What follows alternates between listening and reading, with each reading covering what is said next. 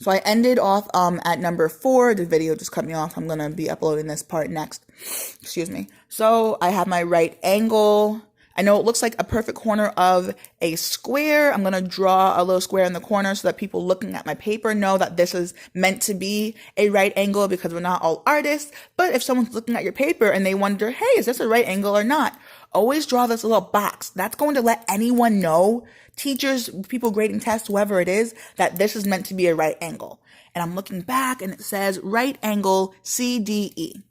So I know D is in the middle, so that's where my 2 points meet. So this is going to be point D. This is going to be point C. And over here we have point E.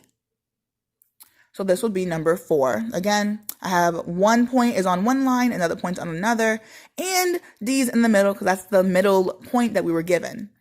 Now we're going to go down to number 5. This was what I was really, really looking forward to going over with you friends, because we did not get a chance to do this in class. Time moves so quickly. We did not get a chance to go through this, and I really wanted to.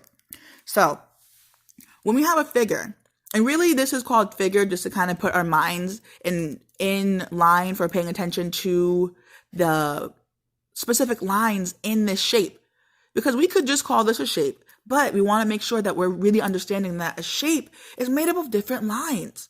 So I'm looking at these lines and there's really about 4 line segments before I even understand anything. I see that there's a right angle here. This would most likely be angle U, because again, I see the box in the corner. I know U is where these 2 lines are meeting, and there's a perfect square in the corner. So this would be a right angle U.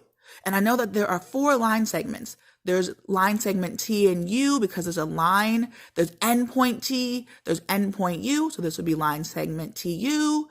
I see line segment TV because there's a line right here, but there's endpoint T, endpoint V.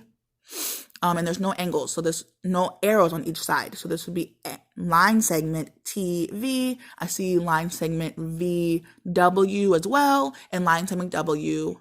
So now that I understand my figure, just kind of glancing over it really quickly, now I'm going to come back over here. And it says name a line segment. Oh, wait, I just did that. So let's kind of just choose a line segment to really focus on. And I kind of just feel like focusing on TU. So now we have line segment TU.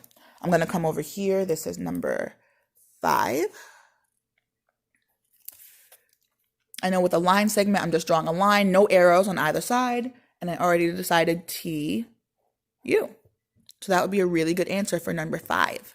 Now I'm going to go down to number 6. Number 6 says name a right angle. Oh, I already did that too. So I know that when I'm labeling an angle, I have to be aware of where my 2 lines meet. What point is there?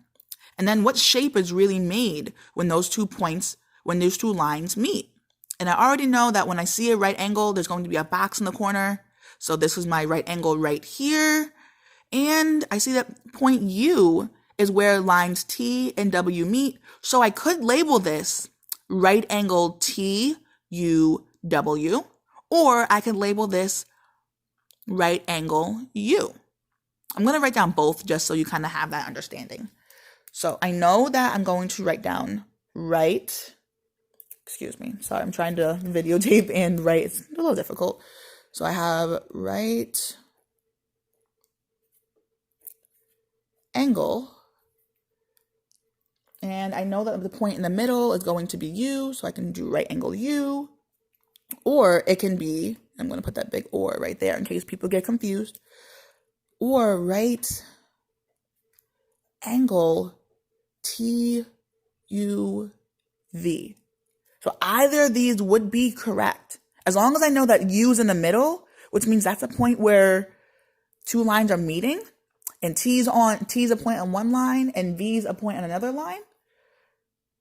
Oh, W, I apologize. Got that one wrong too. Let me just rewrite this whole thing. T, U, and W. My apologies on that. So it'd be right angle U or